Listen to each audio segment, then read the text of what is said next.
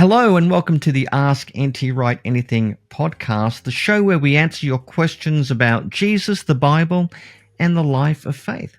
I'm Mike Bird from Ridley College in Melbourne, Australia. And I'm Tom Wright from Oxford in England. And we're going to keep answering your questions because you've sent us some fantastic ones. And no lack of controversy either, Tom. And our first one, I think, is exactly in the controversy fold. This is a question about the difficult subject of abortion. Now, this question comes from Sarah Mercer of Germany, my land of my birth, Tom. I was born in Germany. And this is the topic. Why should Christians defend life from the moment of conception?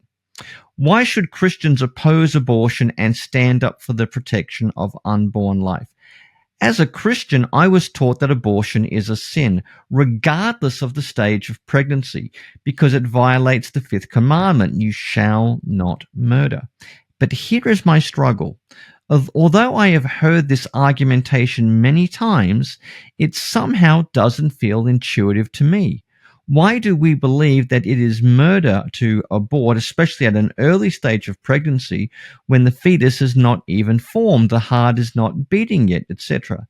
It seems very abstract to me to say that from the moment of conception, when only two cells have met, there is life. That is just as valuable as any human being on earth.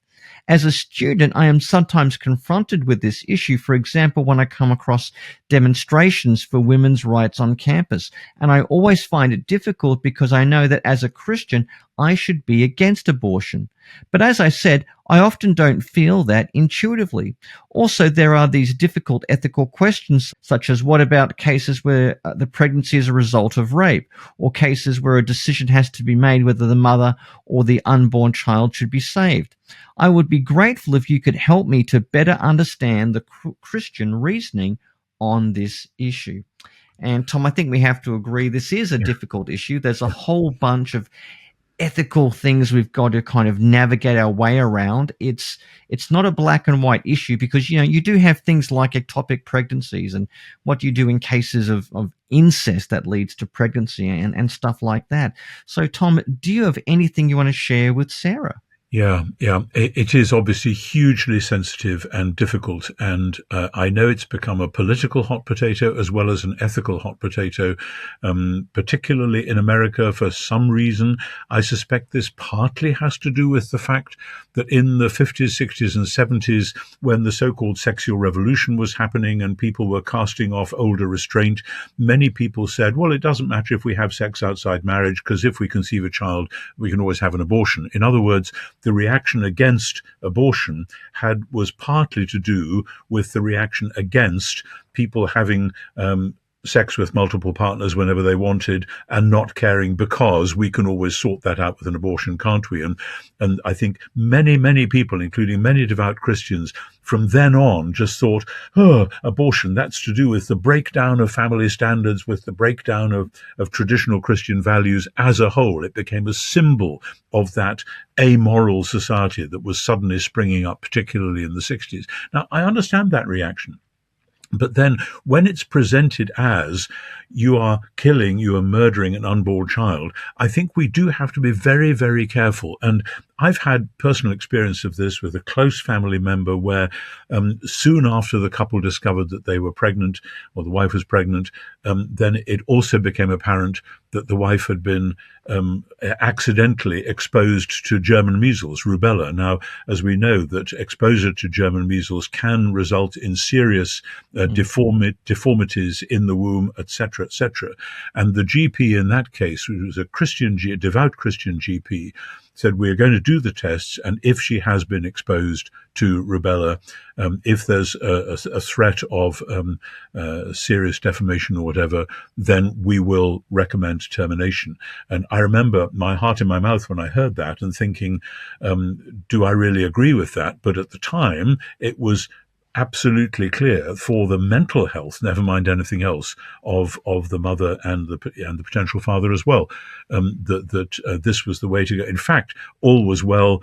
the rubella had not actually done what it sometimes might do, and that child was born perfectly healthy and has grown up now, etc. This was a long time ago. But that made me very sensitive about the fact that there are many, many cases where it is about the mother's health versus the health of the child or whatever, and particularly that, as you cited, in cases of rape or in cases of incest, there may be a very, very strong argument for saying this ought never to have happened, and with sorrow, because we do not want to do this in principle, but with sorrow and a bit of shame, the best thing to do is as soon as possible to terminate this pregnancy. Now, I've seen the debates. I've read books about the debates as to at what point it's okay, or at what point it becomes not okay. And I know that in my own country, people have pushed for the legislation to be allowed to say right up to the moment before the woman is ready to give birth, that if they decide for whatever reason on an abortion, then that's okay. And that I find not only wrong but repulsive, because if you wait till the child's been born and then say, well, we didn't really want a girl this time, so we'll just get rid of her, then that would be a criminal act, and quite rightly so. That would be murder, and it would be a pagan thing. This is something we must never forget, that in the ancient world, people regularly, when they had a child they didn't want, especially if it was a girl, they left that poor child out for the wolves or the gypsies or whoever to take and do with what they wanted. The early Judeans didn't do that. The early Christians didn't do that because they valued every human being. Likewise, there were techniques of abortion in the ancient world. In fact, quite often when a woman was pregnant and the father didn't want that woman to be pregnant, the father might insist that the woman should have an abortion, which in those days was possible but often very dangerous. They would take certain drugs or have certain rather invasive medical procedures, and it makes me shudder at the thought of it. In other words, all that sort of thing went on in the ancient pagan world, and the Judeans and the Christians wouldn't have anything to do with it. Thank you very much. And I think that shows us the way, that in principle, this is not something which we should welcome. It is not something which we should collude with. At the same time, there may be certain exceptions, of which severe deformity might be one, of which certainly incest and rape would be others. And in those cases, I would say the sooner the better, because at a certain point, and I am not medically qualified to say at what point I would draw a line, then this is a viable human being that should then be cherished. And I know from experience with my own children before they were born of being aware that they were aware in the womb of noises, of pressure, of all sorts of things. And that the more we know about psychology, the more it really does appear that some of the impressions which are given to this child in the womb will re-emerge as their children and as they grow up. So we're not just talking about some inert lump of matter which we can just get rid of as we please. So the whole debate about the woman's rights, it's very difficult. It's very hard for a man to talk about this. And indeed, one of the problems has been, particularly in the Roman Catholic Church, when women, particularly say a girl who's been raped or who's had incest committed on her, then discovering that unmarried men from the Catholic hierarchy are telling her what she can and can't do. That's as people now say, the optics of that are pretty bad. That's part of the same system of male bullying, which we have to avoid like the plague. However, having said that, I do think that sense of respect for God's creation in all its rich variety is the primary starting point, even if we then have to say with sorrow and a certain sense of this is the least worst option in this situation, that there may be some cases of exceptions. That's about as far as I can get at the moment. And as I say, I'm very much aware of just how sensitive this topic is politically, sociologically, as well as ethically. I think that's a good way to put it, Tom. Christians and Jews have traditionally been pro-life. I mean, that's why we normally reject the death penalty. That's why we oppose, euthanizing our grandparents the minute they start losing the keys to the car. This is why we don't like the idea of, doing horrible procedures that will hurt human beings. Yeah. And in some jurisdictions, it's horrible to think they're even talking about infanticide, because people have pointed out, I mean, if you're going to have abortion all the way up to birth, how does going 6 inches down the birth canal really change anything legally? So it seems so arbitrary. And I think there are some philosophers like, Peter Singer, who is one among many, who have argued for the legitimacy not just of late-term abortion, but even infanticide, which for me really is a symbol of moving from a Christian age back to a neo-pagan world. But Tom, like you said, it really is a difficult topic, and we can't assume that this is a black and white answer when every case is going to be somehow different. Sure. We've got another question, Tom. This is from Timothy Smith from New Paltz in the United States, and he's got a pretty good question. Does God forgive Lucifer, the devil, in the end? And here he's thinking largely of Colossians 3:11. And Tim asks us, I have been pondering this question for a while. That is, does God forgive Lucifer in the end? Colossians 3 seems to say at the end of verse 11 that Christ is all and in all. Does that include Lucifer and fallen angels? Does God go the extra mile and live out his absoluteness this way? Does the destruction of Satan mean the destruction of his will or the destruction of his person? Thank you so much. Blessings to you, Tim. I think this is about the doctrine of reconciliation. Does it include the reconciliation of the spiritual powers, even the devil? Tom, what are your thoughts on this? How far does this reconciliation go? Yeah, the first thing to say is that this is clearly not what Colossians 3:11 is about. Paul is talking about the unity of the church across the different ethnic boundaries. He says that there is no Jew or Greek, there is no circumcised and uncircumcised, barbarian, Scythian, slave or free, but Christ is all and in all. In other words, he's talking about the church and about the fact that we're all part of the same family, which is an outlandish, scandalous doctrine in the first century. But he's not there talking about the powers. Indeed, in the previous chapter in Colossians 2, Paul speaks of the powers being defeated on the cross. And then if we work back to Colossians 1, which might have been actually a more germane passage, he talks about all things in heaven and earth being reconciled, that Christ through the cross has reconciled all things to himself, things in heaven, all things on earth. That does rather imply that if we want to think in terms of angels and archangels and spiritual powers. And by the way, I don't think Paul has a definite idea of there's this sort of power and that sort of power and the other sort of power. I don't think he could give you a sort of filing cabinet analysis of what these different powers are. He just knows that there are forces out there in the world which are in the world made by God, but they sometimes have rebelled against God.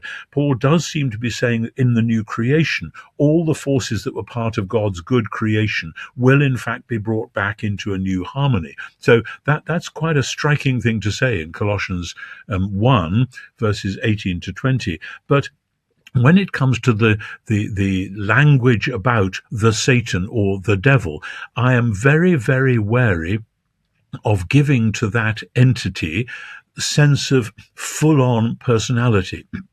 If you're not careful, you end up with the devil and God being kind of equal and opposite, where you get some systems of a dualism in which there is this creature called the devil, and maybe not even a creature, maybe an equal sort of being to God, and then we're in this sort of battle being joined. I don't think that's how the New Testament sees it. Yes, sometimes there is very explicit language, Jesus saying, "Get behind me, Satan," and the temptations appear in Jesus' vision in Matthew 4 or Luke 4 as an actual figure of some sort, whispering ideas into Jesus' head. But I think any first century Jew would know that language, talking about this as though this is a full-on being or even a person, may be simply figurative, vivid vivid language for something which is a bit more insidious, a bit more shadowy, because part of the point of those passages in the temptation narrative is that temptation does not present itself in the form of a funny little figure with horns and hooves and so on, saying, now, Tom, why don't you do this? Or perhaps you should do that.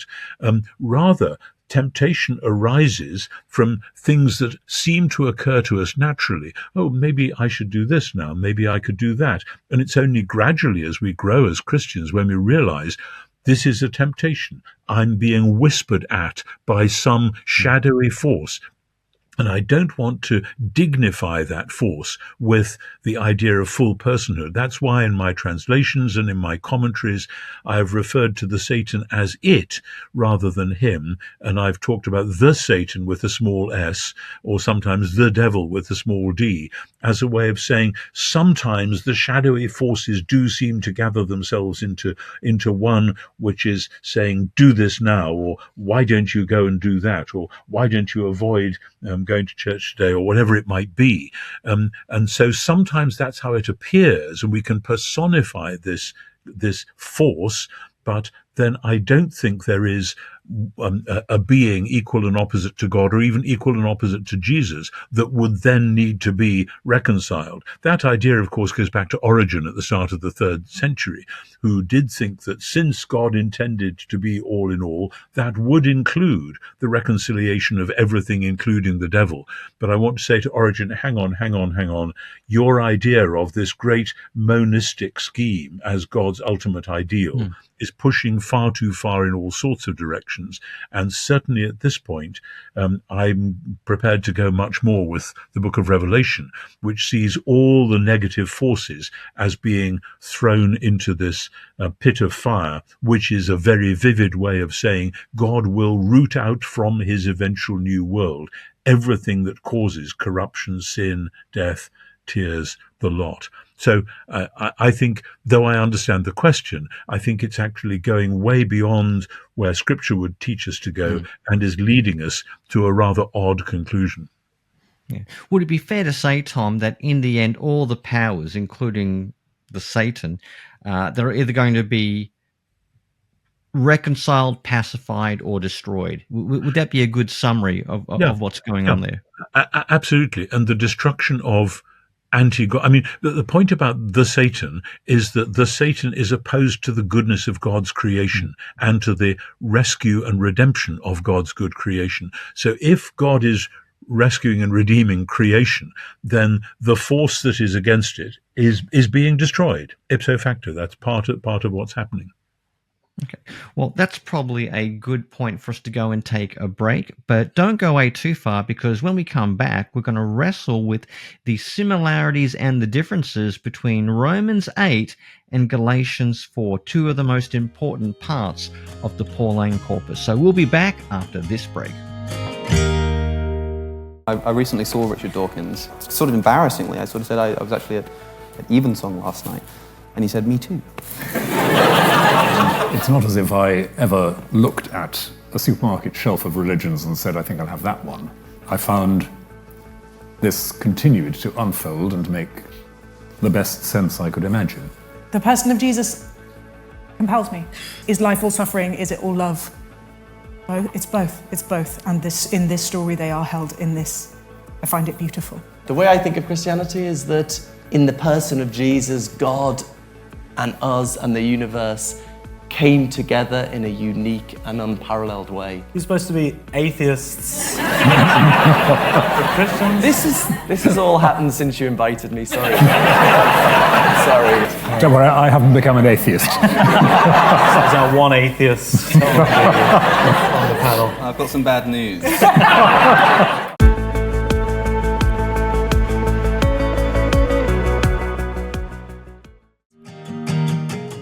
Well, welcome back. Our next question comes from Frank O'Keefe from Sydney, Australia, where the Vegemite is fresh and the kangaroo roams free. And he's got a few questions there. I'll focus on the main one he asks. Hi, Tom. My name is Frank O'Keefe, and you and Richard Hayes, now of blessed memory, are my two favourite Bible scholars. There are many questions I'd like to ask you, but we're going to limit him to this one here. He says, I was listening to one of your classes on Galatians that was delivered at McGill via Regent Audio. In your lecture on Galatians 4, you mentioned that there are parallels between Galatians 4 and Romans 8. Could you please expand on how Romans 8 is sort of like an extrapolation of Romans 4? Now, Tom, you've got a very big book on Romans 8 called Into the Heart of Romans, which is a great book. It's a wonderful exposition of that chapter. You've also got a commentary on Galatians as well. So you've spent a bit of time in these two epic chapters of the Pauline corpus. What do you see going on here? Is Romans 8 just an expanded version of Galatians 4? Is Paul changing his mind on something? What's the relationship between these two exciting texts from Paul's letters?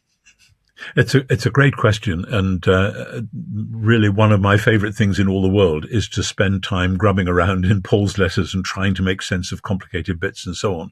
And for years, when I was a young Pauline scholar in the 1970s, I was reading scholars, Americans, Germans, as well as British and some French, who were saying, well, of course, Paul seems to have changed his mind because in Galatians he is so opposed to the law, and in Romans he seems to be saying, actually, the law is quite a good thing and gets fulfilled. So clearly something's happened. Paul's taking a different line entirely.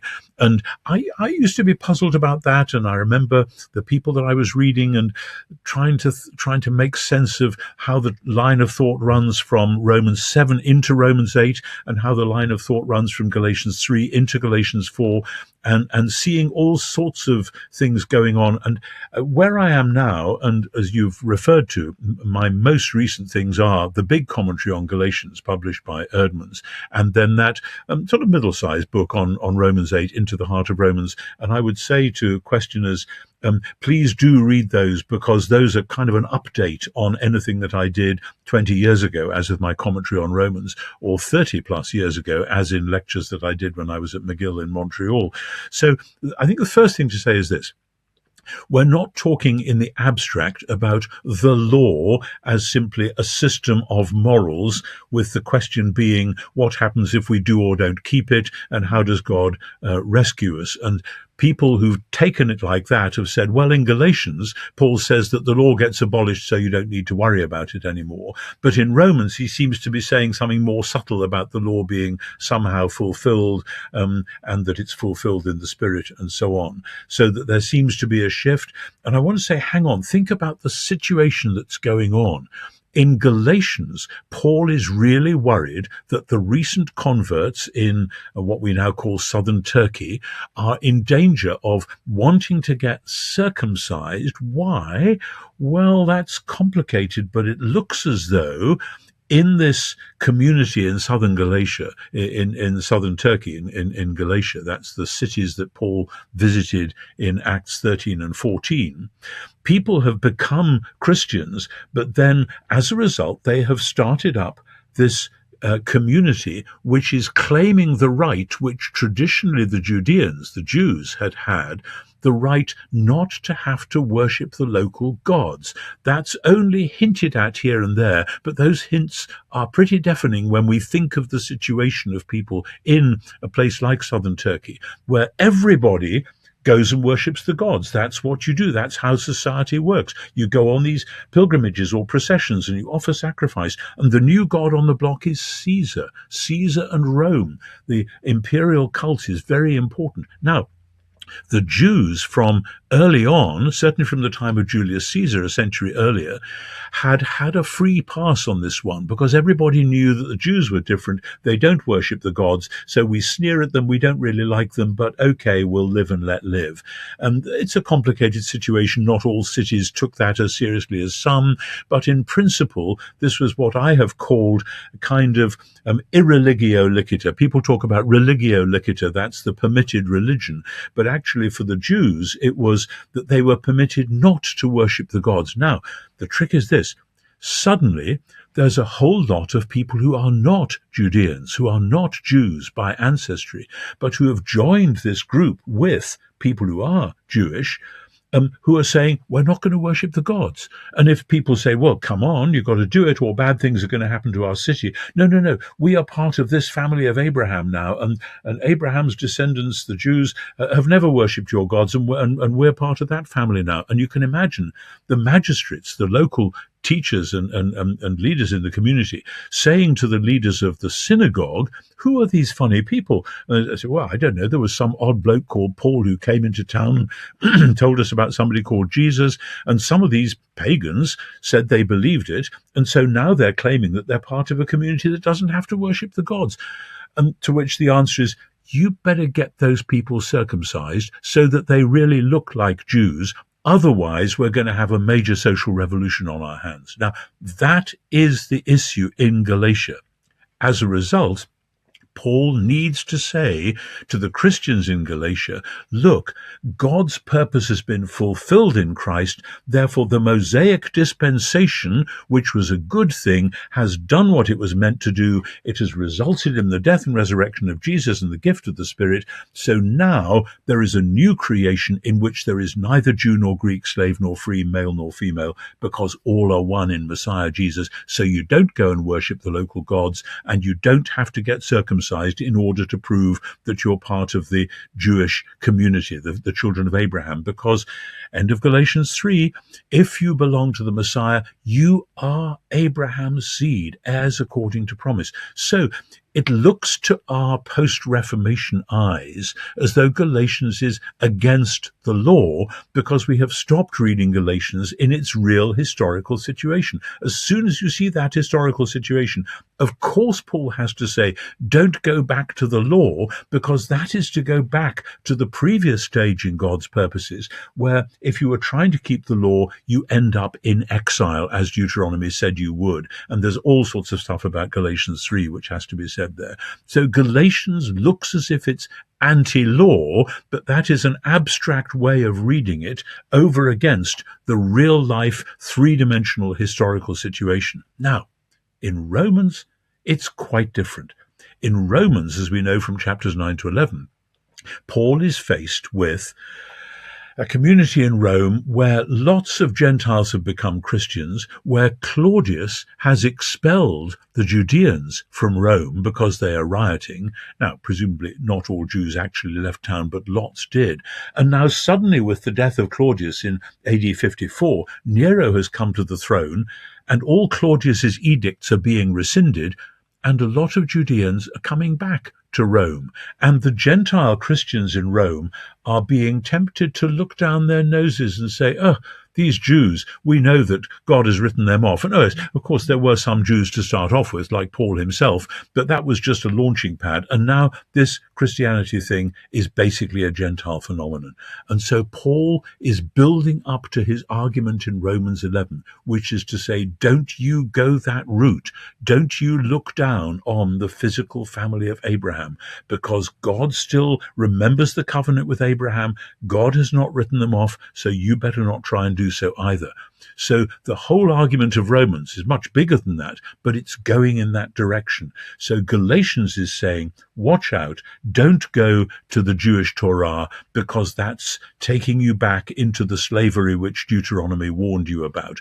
Rather, go with the Messiah and the Spirit, and you'll find that everything that the law was wanting to do is fulfilled, as he says in Galatians 5 and 6.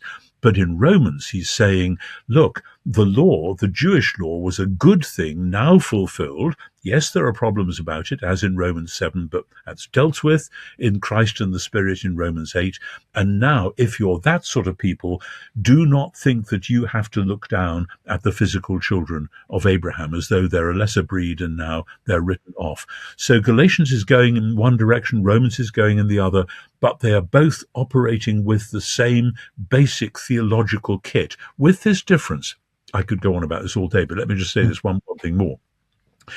In Galatians, when Paul is talking about justification, he is talking covenant language. He's talking about the promises to Abraham and how they are fulfilled in Christ. He is not using law court language. Many people knowing that in Romans Paul does use law court language, have read that back into Galatians. But if all we had was Galatians, you wouldn't know that all that law court stuff was going on. It's all about membership in Abraham's covenant family. In Romans, from very early on, Romans 2 and 3, Paul introduces the extra dimension of the law court language, and because of that coming together in Romans 8 with the covenant language, Romans 8 becomes really quite complicated, because there is therefore now no condemnation for those in Messiah Jesus. This is already the law court language, and then Paul's explanation of that. So we have to be careful to follow the actual train of thought in both letters. Now, there's much, much, much more we could say, but that, I think, is a start. Indeed. I mean, Tom, that was a great exposition of, two very dense passages. I mean, tell me, how does this sound like a summary?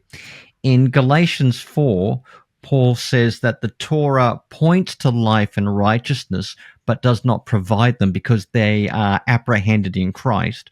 And in Romans 8, Paul is arguing that the law itself is fulfilled by Christ and the life and the Spirit that enables us to resist the flesh and gives us all and more than the law could ever do. Would that be a good way of juxtaposing those two chapters?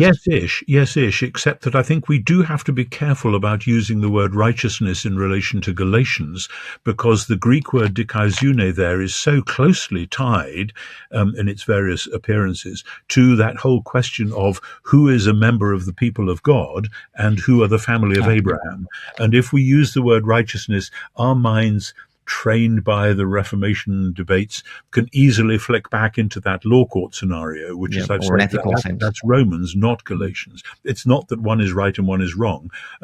It's a very rich, densely built up, layered argument. Okay. Well, Frank, I hope you enjoyed that exposition of Galatians 4 and Romans 8. Sadly, that's all we have time for today, but keep sending us your questions at askntwright.com. If you've got questions about Jesus, the Bible, and the life of faith, we would love to hear them. Let me also remind you there's a great number of other programs available through Premier Network, including the great show Unbelievable. So have a look at that as well in your spare time. But until next time, I'm Mike Bird. And I'm Tom Wright.